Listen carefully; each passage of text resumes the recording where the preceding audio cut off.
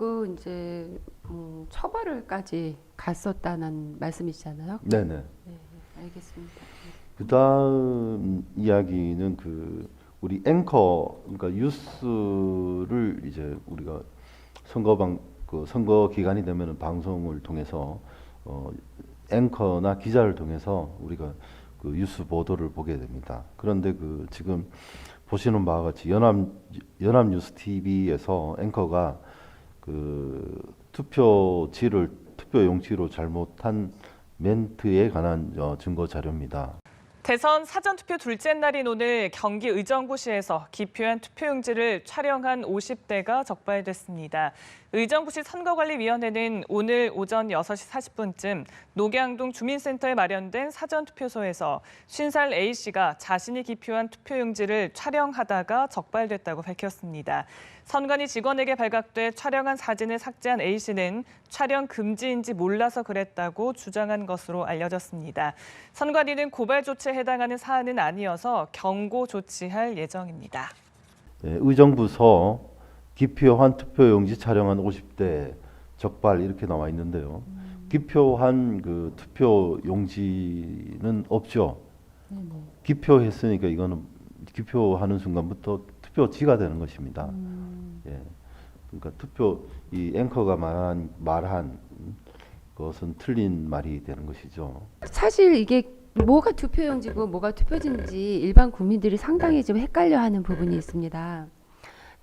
투표용지와 투표지를 명확하게 구분짓기 위해서 좀 부가적인 설명 좀 부탁드려도 될까요? 네. 네. 투표용지부터 말씀드리겠습니다. 투표용지라는 것은 우리 유권자가 기표를 할 수 있도록 종이로 지가 되는 것입니다. 그러면 내 도장이 찍혔으면 투표지, 도장이 안 찍혔으면 투표용지로서 그거는 촬영해도 상관이 없다라는 말씀이시죠? 처벌받지를 않죠. 그러니까 네. 의사가 반영됐느냐 안 됐느냐가 중요하죠. 네, 알겠습니다. 네. 투표 용지를 찍어서 기소가 되었으나 무죄 판결을 받은 선고가 있었습니다. 그거를 설명을 해드리면 이것은 경향신문인데요. 이건가요? 경향신문의 인터넷판으로 2017년 12월 27일 기사인데요. 기표 전은 투표용지, 기표 후는 투표지, 법원 투표용지 촬영에 무죄 선고 이런 타이틀로 된 기사가 있습니다. 여기에 보면 이제 수원지법 여주지원에서 형사부 최호식 부장판사는 공직법상 위반 혐의로 기소된 투표 용지를 찍어서 기소된 피고인에게 무죄를 선고했습니다. 예.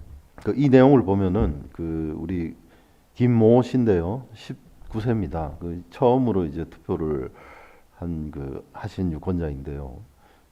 신기해서 한번 찍어봤답니다. 투표용지를. 그런데 그것이 이제 기소가 돼서 이제 법원을 재판에 넘겨졌는데 다행히도 투표지를 찍은 것이 아니고 자신의 의사가 반영된 투표지를 찍은 것이 아니고 이전 기표하기 전 투표용지를 찍었기 때문에 죄가 없다고 판결한 것입니다. 이게 매우 중요합니다. 이런 것을 잘 아셔야 될 것 같습니다. 자, 안동 MBC에서 방송한 내용을 보시겠습니다. 내일부터 이틀 동안 사상 첫 대통령 선거 사전투표가 치러집니다. 주소지에 관계없이 전국 어디서나 투표가 가능하고 이른바 투표 인증샷 범위도 크게 넓어졌습니다. 홍석준 기자입니다. 안동의 한 동사무소에 투표소가 차려졌습니다. 대선 당일 투표가 어려운 유권자를 위해 미리 운영되는 사전투표소입니다. 부재자 신고가 별도로 필요 없는 사전투표는 2014년 지방선거에 처음 도입됐고 대통령 선거에선 이번이 첫 사전투표입니다. 앞서 두 번의 선거에선 전체 투표자의 5분의 1이 사전투표로 선거권을 행사했습니다. 읍면 동별로 한 곳씩 경북은 333곳의 투표소가 설치됐지만 선거인 명부가 공유되기 때문에 투표는 전국 어디서나 가능합니다. 그전에는 전부 인터넷이고 뭐 모두 막아놨습니다. 구시군 단위로, 지금은 전국 단위로 중앙위원회에서 전국의 유권자를 통합 관리하고 또 그 시스템이 읍면동단위까지 연결될 수 있도록. 그동안 불법으로 간주됐던 일부 인증샷도 이번 선거부터 대폭 허용됩니다. 지지 후보를 나타내는 손동작은 물론 반대하는 의사표시를 촬영해 SNS에 게재하는 것도 가능합니다. 그러나 기표소 안이나 투표 용지를 촬영하는 건 계속 금지됩니다. 선거법에서는 요 SNS 요 인증샷 부분을 선거운동으로 보았기 때문에 이제는 당일날도 그 일정 부분의 선거운동이 가능해졌기 때문에 이 부분도 허용되게 되었습니다. 투표 시간은 오전 6시부터 오후 6시까지며 자세한 사전투표소 위치는 중앙선관위 홈페이지에서 확인할 수 있습니다. MBC 뉴스 홍석준입니다. 네, 투표 인증 대폭 허용. 네. 네. 사전 투표 시작. 이거는 이제 사전 투표 이야기인가요? 네, 사전 투표도 그렇고 본 투표도 마찬가지입니다. 사전 네네. 투표도 그렇고 본 투표도 그렇고 여기서 제가 말씀드리고 싶은 것은 네.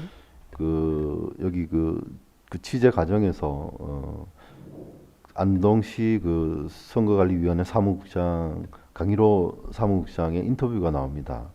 여기 보면은 이제 전국 단위로 유권자 명단과 명단이 전자망으로 이렇게 관리가 되고 있다 이런 취지의 발언을 하고 있고요. 그다음에 여기서 그 안동 MBC 홍석준 기자는 또 그 기표소 안에서 기표한 투표 용지를 이렇게 얘기를 합니다. 여기 보면 기표소 안이나 투표 용지를 촬영하는 것은 계속 금지된다고 이렇게 리포팅을 하는데요. 이게 틀렸죠. 투표소 안이나 투표지를 촬영하는 것이죠. 투표 용지는 아까도 말씀드렸다시피 투표 용지는 기표를 하지 않았기 때문에 이것은 뭐 찍었다고 해도 처벌을 받지 않는다고 아까 전에 그 말씀드렸죠. 수원지법에서 판결이 그렇게 났습니다. 네네. 그래서 이렇게 그 방송 기자가 이렇게 투표지와 투표 용지를 구분 못하는 그런 사례를 보셨습니다. 네. 예. 이런 일은 또 있습니다. 또 네네. 제가 또 하나 더 보여드리겠습니다. 자, 여기 또 보면은 조선일보 기사, 이것은 조선일보에 난 기사 내용입니다. 기표소 내부에서 투표 용지 촬영하다가 찰칵 소리에 또 적발이 됐다고 하는데요. 이 기사 내용에서 조선일보 한동희 기자는 그 투표 용지와 투표지가 무엇인지 모르고 기사를 썼다는 증거가 이 기사를 통해서 알 수가 있습니다. 내용이 이렇습니다. 선관위가 투표 용지를 무효 처리했다는 것이라면서 이 투표지가 자유한국당 후보에게 기표하려고 했다면 자유한국당에 불리했다. 왜냐하면 무효 처리가 되었기 때문이다. 투표지와 투표용지의 차이점을 아는 것이 매우 여기서 이제 이 그 기자는 선관위 찍은 것이죠. 찍은 것이 논란이 됐기 때문에 투표지입니다, 그렇죠? 투표지인데 여기서 그 한동희 기자는 선관위가 투표 용지를 무효 처리했다는 것이다라고 이렇게 그 기사를 쓰고 있습니다. 네, 그래서 이 기자나 아까 전에 보신 앵커들이 용어를 잘 모르고 있다는 것이 이것을 통해서 알 수 있겠습니다. 이것은 이런 그 지금 제가 언급한 부분 말고도 여러 곳에서 신문 기사로도 찾아보실 수가 있고 방송으로도 보실 수가 있습니다. 어떻게 보면은 홍보의 미흡이었나 이런 생각도 드는데 국민들이 많은 혼란을 가질 수밖에 없는 상황이었던 것 같네요. 네, 그렇습니다. 네. 이 지금 우리가 투표를 이렇게 왜 이렇게 어려워졌는지 모르겠습니다. 가장 그 투표라는 것은 쉬워야 됩니다, 그죠? 쉽게, 그렇죠. 예, 쉽게 그 당이나 그 후보자가 누군지를 알고 그 본인이 원하는 곳에 이제 기표를 하면 되는 것입니다. 근데 이렇게 지금 전자개표기, 분류기 뭐 이렇게 전자 시스템으로 하다 보니까 이 지금 투표 용지가 뭔지, 투표지가 뭔지 일반적인 국민들은 생각을 못 하는 것 같아요. 저도 사실 이 5구 대선을 보면서 이제 저도 이제 그 궁금했고 알게 되었습니다. 그리고 심지어는 국회의원들조차도 투표용지가 뭔지 투표지가 뭔지를 모르시는 분이 있습니다. 지금 제가 그분 성함을 제가 밝히지 못하는 것은 참 그분을 배려해서죠. 예, 그렇습니다. 네, 네. 그 최근에 그 김동성 씨라고 네네, 거제도. 예, 거제도에서 계셨던 분인데 이런 투표 용지도 그분도 문제로 네. 불이익을 받았다는 말을 들은 적이 있는데 그 부분에 대해서 좀 설명 좀 해주세요. 네. 이분은 그 5월 5구 대선 때에 투표 참관인으로도 참관하시고 개표 참관인으로서도 참가하셔서 아까 보신 그 이분이 촬영한 영상이 많습니다. 그 아까 보셨다시피 개표할 때에 그 뭐죠 테이블 위에 개표 테이블 위에 아까 그 투표지가 펼쳐져 있는 것이 무더기로 발견되고 그리고 또 아까 보셨다시피 반으로 그, 접혀 있는 거. 그것도 세로로 반으로 맞아. 접힌 것이 여러 개가 네. 여러 개 뭐 100개 이상 100장 이상은 돼 보입니다. 네, 그런 일이 있을 수 있을까요? 네, 그러게요. 네. 전체적인 스토리가 김동성 씨에 관한 스토리가 네. 좀 굉장히 궁금한데요. 왜냐하면 많은 사람들이 김동성 씨가 이 부정선거에 대해서 굉장히 많은 시간을 투자를 하신다, 노력도 투자를 하시고 굉장히 애를 많이 쓴다라는 말을 들은 적이 있어요. 네.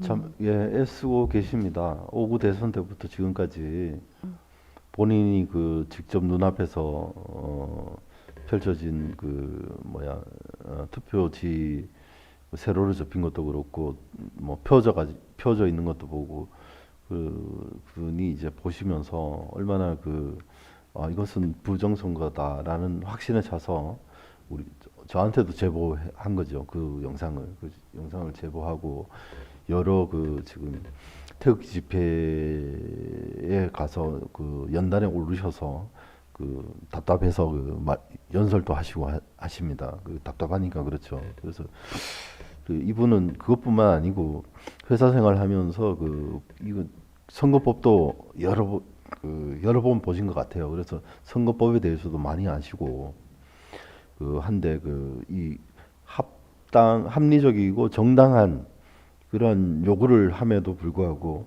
선거관리위원회나 이 국가 공권력에서는 이분의 말을 무시하거나 아니면 오히려 이분을 업무방해 또는 허위사실 유포 같은 걸로 이제 기소를 하는 그런 네네. 상황이 네. 발생되고 있습니다. 참 그럼 안타깝습니다. 혹시 김동성 씨가 그 현장에서 네. 어떤 업무를 방해할 만한 난동을 부리거나 그랬나요?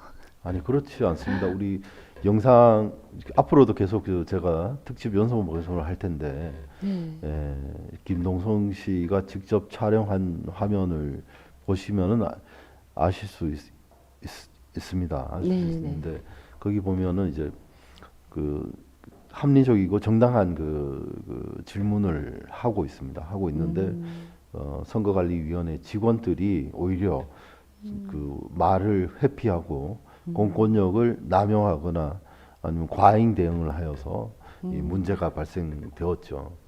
그런 영상까지 우리가 잘 보관을 하고 잘 봐야 되는데 그리고 판결까지도 그러한 영상을 제시했는 것 같은데 판결에 벌금 100만 원인가 받았다고 합니다. 그 자료로 인해서요. 예. 그러니까 이 법정에서도 이것은 좀 많은